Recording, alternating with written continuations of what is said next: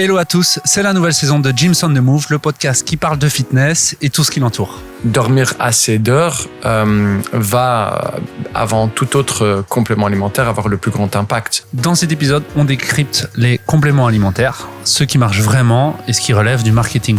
Protéines, c'est pas juste pour la prise de masse musculaire, mais c'est primaire pour tout ce qui est santé. Et en effet, il y a une base à respecter et c'est ce que Dan va nous expliquer. Le plus important d'abord, c'est de couvrir les bases. Sommeil, hydratation, nutrition de qualité, bon entraînement avant de regarder les compléments alimentaires. Et on se retrouve dans le Gyms Bus pour y répondre. Let's go. La meilleure manière de découvrir notre invité, c'est sur l'un de ses appareils fitness préférés. Et on est au Hack Squat et on reçoit Dan Hunter. Mais il faut surtout le connaître comme... Je suis entrepreneur, coach, ancien sportif professionnel. Son appareil de musculation préféré. Là, je suis au Hack Squat, mais j'aime beaucoup le pendulum aussi. Sa musique préférée durant les entraînements. Alors, je suis plutôt spirituel, religieux, donc j'aime tout ce qui est musique de louange. Son repas préféré post-workout. Flocon d'avoine. Entre le cardio et le renforcement, il choisit... Muscu, mais cardio a une grande place aussi. Son conseil concernant les compléments alimentaires. Faire ses recherches. Et le métier de coach en un seul mot. La transformation.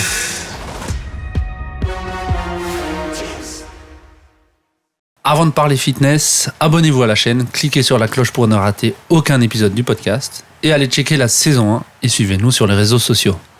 Salut Dan, comment ça va ? Pour commencer l'épisode, une question type, on a toujours la même. Comment s'est passé le début de ta semaine et surtout, comment tu arrives à gérer le sport et ta vie privée ? C'est une bonne question. C'était une semaine assez mouvementée.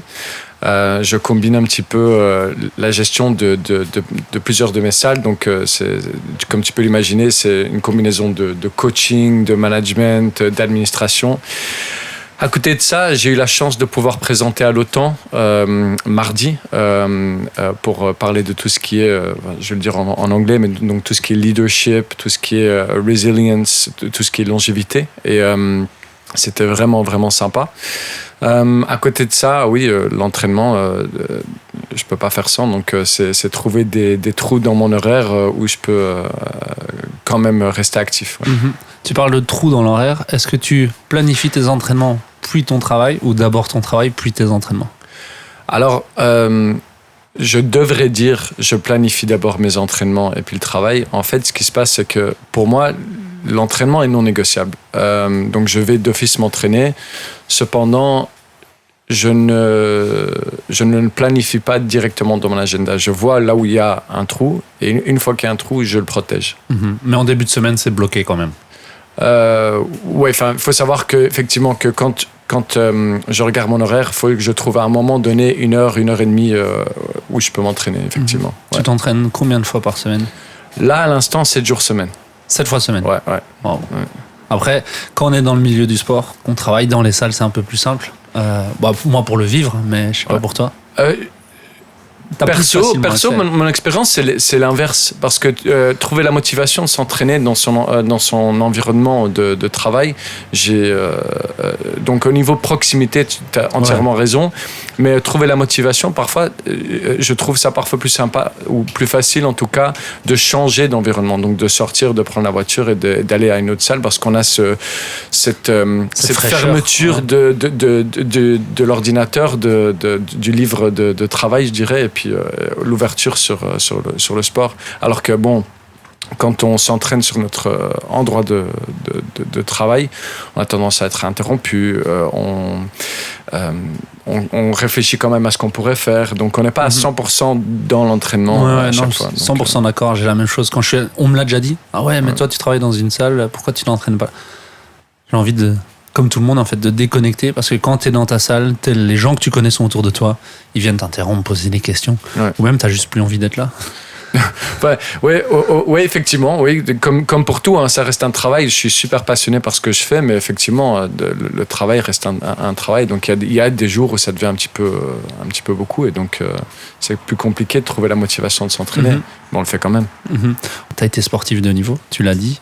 Raconte-moi un petit peu ton parcours en tant que sportif de haut niveau, parce que ça m'intéresse, savoir qu'est-ce que tu as fait, par quelle étape tu es passé, jusqu'où tu as été, et l'influence que ça a pu avoir sur toi maintenant. J'ai fait du triathlon, donc ça m'a t'as pris toutes les disciplines, tu t'es dit ok, je suis pas le meilleur dans une, mais peut-être si je fais bien les trois, je serais peut-être bon en triathlon. Et donc effectivement, c'était en vacances aux îles Canaries en fait que on m'a inscrit dans un triathlon et j'avais 17-18 ans et j'avais pas le matos. Et il y avait une vague pro et puis il y avait une vague amateur. Et donc j'étais parti avec les amateurs et la vague pro était partie quelques minutes avant. Et donc, faut voir que, moi, j'étais nager en short dans la mer. Je reviens, je mets un t-shirt, je mets mes baskets, je monte sur un VTT et je pars. Je rentre, je change de chaussures, j'enlève mon... Enfin, on comprend bien, mais donc, au niveau de transition... Au niveau de transition, j'étais pas super, j'avais pas le matos. Et pourtant, quand j'arrive dans la dernière tournée de la course à pied, il y a toute ma famille qui commence à gueuler. Ouais, t'es cinquième. Je fais, cinquième amateur, c'est pas si mal. Et puis en fait, je me rends compte que j'avais rattrapé pas mal de pros, mais que j'étais cinquième dans la course pro. Et donc c'est à ce moment-là qu'on m'a dit, tiens, tu devrais peut-être te lancer dans le triathlon. Il y a un truc à faire. C'est ça. Et puis effectivement, je pensais avoir une opportunité de représenter mon pays. Et juste avant les JO de 2012, j'étais en stage d'entraînement et je me suis retourné vers mes coéquipiers en fait qui étaient dans un bain d'eau froide et en me retournant j'entends un clic dans ma hanche. J'y prête pas trop attention et après ça je commence à avoir un saignement comme ça au niveau du genou, au niveau de la cheville et je comprenais pas trop bien et en fait ce qui s'était passé c'est que j'avais cassé un morceau de la tête du fémur. Et donc, le sang coulait dans la jambe. Oui. Et en fait... donc tu avais des épanchements. En fait, la fracture... La fracture était bien plus... haut et tout retombait dans le genou, cheville, cuisse... Voilà. Et donc, en fait, on a fait pas mal de radios. On trouvait jamais la source, vu qu'on regardait là où il y avait l'épanchement. Effectivement. Et j'avais de l'ostéoporose à l'âge de 23-24 ans. Et donc, j'ai dû abandonner le sport. Tu le dis, en fait, tout de suite, on allait y venir. Il y avait un problème dans ta nutrition, pas dans ton entraînement, mais dans la globalité de l'entraînement. C'est ça. Donc, en tant que triathlète, on fait beaucoup d'heures d'entraînement. On doit entraîner 3 sports sur toute la semaine. À mon pic, donc quand je devais vraiment être en phase de prépa, on était dans les environs de 25-30 heures semaine, quoi. Donc, c'est beaucoup. Qu'est-ce que tu as appris de toute cette expérience ? Plus que tout, c'est que la seule constance, c'est que tout change. Et donc, je pensais que j'allais être athlète de haut niveau et j'ai pu me reconvertir dans autre chose. Et ça a été justement l'étincelle qui a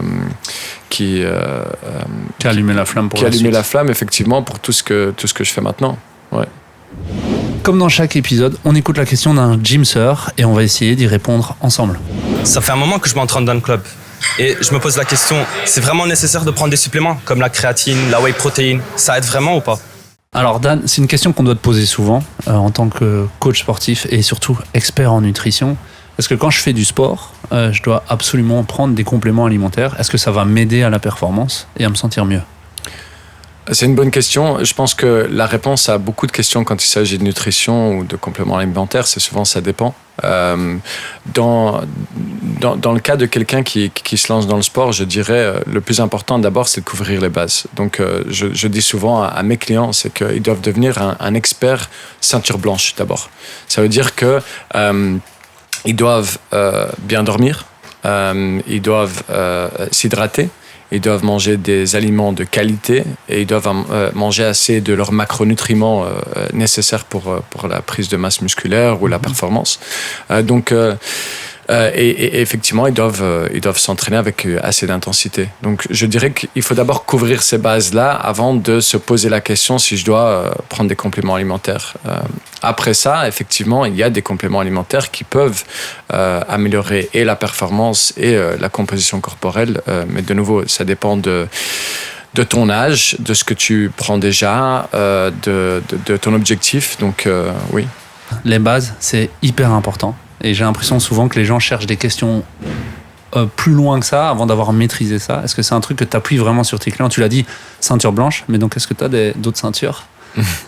Non, effectivement. Donc pour moi, quelqu'un qui sait bien se battre, c'est d'abord quelqu'un qui est un expert dans les prises d'une ceinture blanche. Et donc, l'impact que cela peut avoir est énorme. Quand on parle du sommeil déjà, donc le sommeil est super anabolique. Donc, tout ce qui, donc si on parle de prise de masse musculaire, de répondre à un stimulus d'entraînement, d'amélioration de performance, dormir assez d'heures va, avant tout autre complément alimentaire, avoir le plus grand impact. On dit souvent c'est 8 heures de sommeil. Bon, je regarde d'abord les éléments qualitatifs. Ouais. Ça me fait sourire, tu dis 8 personnes sur 10. Je suis aussi sportif de haut niveau et ça me fait un bon petit rappel que peut-être je suis dans les 8 personnes sur 10 pour le moment. Et donc, faudrait que je m'y remette correctement sur maîtriser ces bases. Mais imaginons je les maîtrise. Qu'est-ce que je peux faire? Qu'est-ce que je peux prendre comme complément vraiment qui serait vraiment utile? Quels sont lesquels tu recommandes en premier? De nouveau, ça dépend de ton objectif, évidemment, et ça dépend de ton style de vie.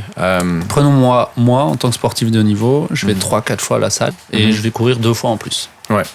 La première question que je te poserais, c'est est-ce que tu manges assez de protéines? Parce que effectivement, les protéines, c'est pas juste pour la prise de masse musculaire, mais c'est primaire pour tout ce qui est santé. Et donc, si tu n'en manges pas assez, ce serait effectivement de complémenter avec une poudre protéinée de qualité.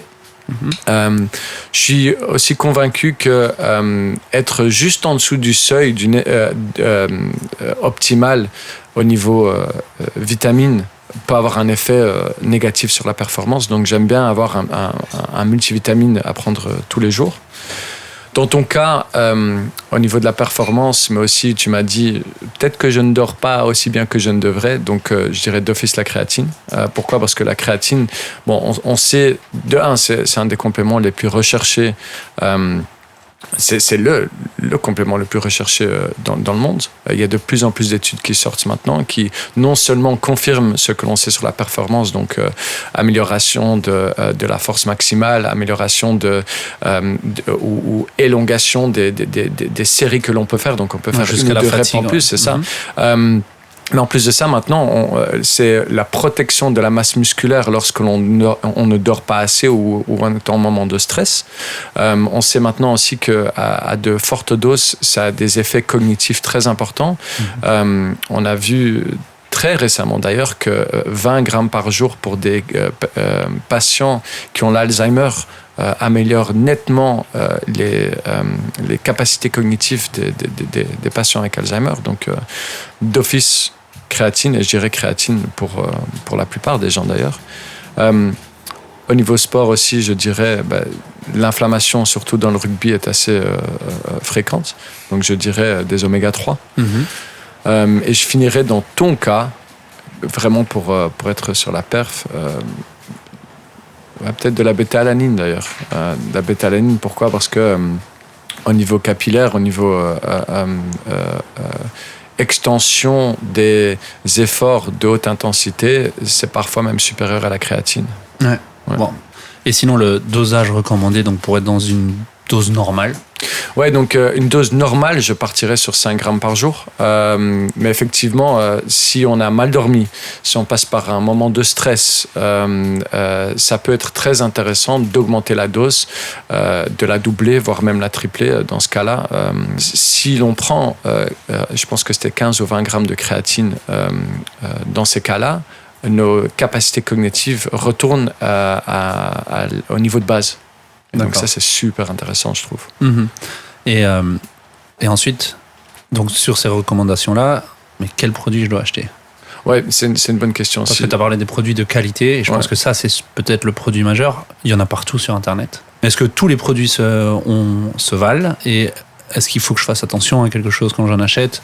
Ouais. Je pense qu'un élément très important à rechercher sur un site internet quand on achète des compléments alimentaires, c'est de voir si les produits sont testés par une tierce partie.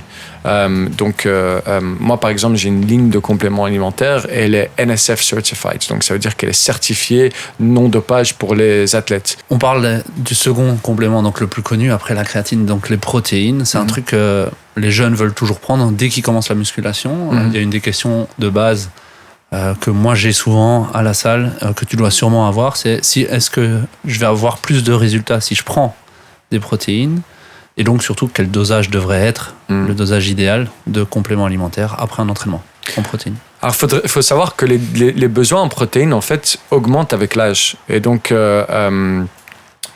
quand un jeune, genre un ado ou quelqu'un qui se met à la muscu, pense qu'il a besoin de protéines, il faut évidemment regarder s'il en mange assez dans la journée. En naturel, enfin poulet, viande. C'est ça, à travers ce qu'il mange. Mais il faut qu'ils sachent qu'à leur âge, ils sont super anaboliques. Je me rappelle que anabolique, ça veut dire être capable de construire de la masse musculaire. Exactement. Je me rappelle, j'avais un pote à l'école, juste avant l'été, il faisait rien. Il a fait un petit peu de muscu pendant l'été, il est revenu, il était... Et je me rappelle, c'est à ce moment-là que je me suis rendu compte, waouh, c'est quand même incroyable. Et il n'a rien changé de particulièrement au niveau de l'entraînement. Mais ce que je dirais, c'est que si on veut prendre de la masse musculaire dans la salle et qu'on est jeune, c'est s'entraîner avec une bonne intensité. C'est pas d'être là sur Insta et de se filmer et tout le reste. C'est vraiment prendre du poids, bien exécuter l'exercice. Et avant de regarder, de nouveau, c'est ses bases. Hein, avant de prendre on revient à la ceinture de judo. C'est ça. Avant de prendre des poudres protéinées. À côté de ça, je regarderai aussi la prise de protéines au petit-déj, parce que ça, c'est souvent un problème. On a tendance à ou bien skipper le petit-déj, ou bien manger des céréales ou des flocons d'avoine, ce qui n'est pas mal, hein, parce que je l'ai dit moi-même, j'aime les flocons d'avoine. Mais de grand matin, manger des glucides, et seulement des glucides, ne va pas te mettre dans une position favorable pour une prise de masse musculaire plus tard dans la journée. Si on coche toutes ces cases-là, alors je dirais que ça peut être intéressant de prendre une poudre protéinée post-entraînement, un scoop 30 grammes avec bien sûr des sucres plutôt rapides. Ça peut être un fruit, ça peut être... Ok, puis il y a une différence en fait entre l'alimentation brute et le complément en protéines. Est-ce que la protéine de poulet est meilleure que la protéine en poudre ? Il y a des facettes positives et négatives de tous les côtés. Donc la whey, c'est super parce qu'on réagit directement, on l'absorbe directement et on absorbe une grande quantité de ce que l'on mange. Mais elle ne reste pas très longtemps dans l'estomac. Quand on mange un ingrédient brut, elle a tendance à rester plus longtemps dans l'estomac et donc on relâche plus de protéines sur une il y aura une meilleure absorption. Sur le long terme, je veux dire, elle prendra plus de temps. Et donc, on aura peut-être plus d'efficacité sur l'absorption. Donc en dehors de l'entraînement, là où on n'a pas besoin d'un gros hit de protéines, ça vaut beaucoup plus la peine de prendre des protéines brutes ou des protéines qui sont relâchées de façon plus lente. Mais post-entraînement, ça peut être plus intéressant d'avoir quelque chose de plus rapide. Encore une fois, j'ai l'impression que tout est question d'équilibre. C'est ça, oui. Et tout dépend.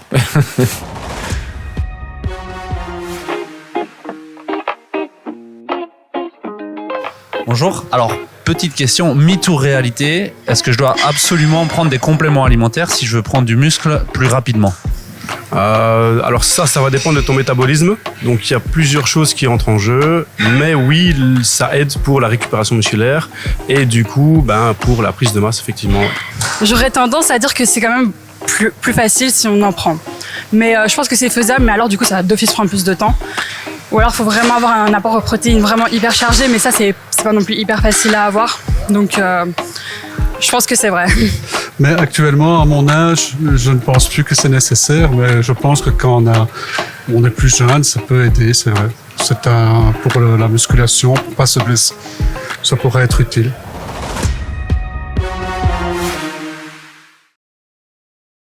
On a donc entendu l'avis des gymseurs. On va y répondre ensemble. Dan, quel est ton avis sur le fait que les compléments alimentaires aident à la prise de masse musculaire ? Pour pouvoir répondre à cette question, il faut regarder plusieurs éléments. Je suis vraiment désolé, j'aimerais tellement donner une réponse qui va valoir pour tout le monde. Mais comme j'ai dit, plus on est âgé, plus on a besoin de protéines. D'accord. Ça, c'est super important à prendre en compte. Donc, un ado va pouvoir prendre de la masse musculaire avec 1,8-2 grammes par kilo de poids de masse musculaire. Mais si on commence à monter dans les 40, 50, 60 ans, donc on va avoir des gymsters de ces âges-là aussi, il faut presque aller doubler cet apport en protéines pour avoir le même effet. Il est bien, enfin, c'est assez connu qu'après l'âge de 30 ans, notre niveau de testostérone diminue et on est en train de se battre pour garder la masse musculaire après cet âge-là, surtout pour un homme. Et donc, cette bataille commence avec une prise de protéines plus élevée. Il faut aussi prendre en compte si on est en déficit calorique ou pas.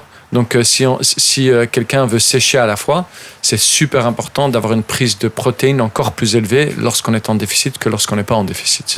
Être en déficit, ça veut dire ne pas manger assez ou manger moins de calories que ce que le corps dépense. C'est ça, donc manger moins de calories que ce que l'on dépense, ouais. D'accord. Ouais. Pourquoi augmenter en protéines plus qu'en glucides ?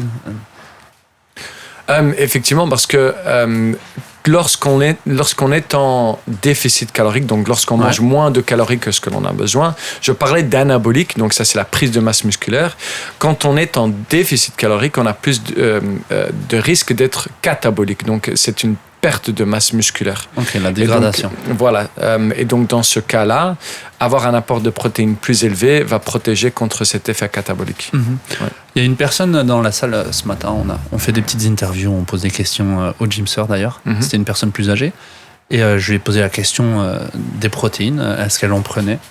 Et elle m'a dit que justement, à son âge, non, tu viens de dire l'inverse. C'est pas parce qu'on est jeune, sportif, pratiquant un sport disons intense, quand on est jeune on essaie de le pratiquer intensément en faisant une généralité, qu'on est uniquement ces personnes-là doivent prendre des compléments, les personnes âgées également vont en avoir des bienfaits. Absolument, et c'est même nécessaire pour bien vieillir. Donc je parle beaucoup au niveau longévité, et pour bien vieillir, l'apport de protéines est d'autant plus importante. D'accord.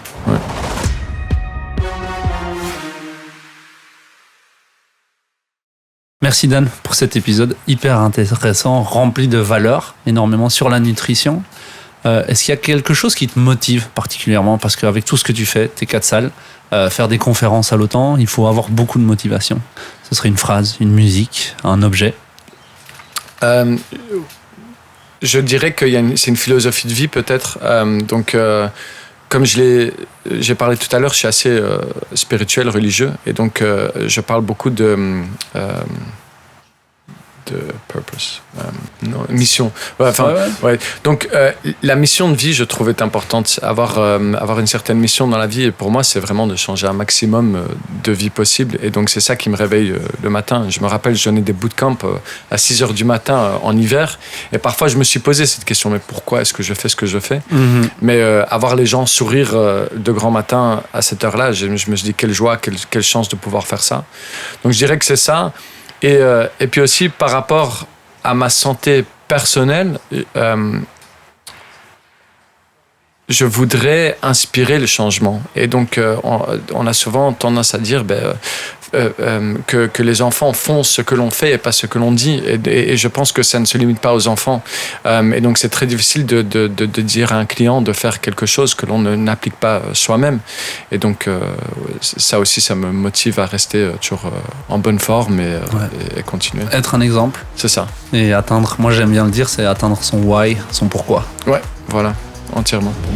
C'est la fin de cet épisode et on se retrouvera dans un peu moins d'un mois pour le prochain.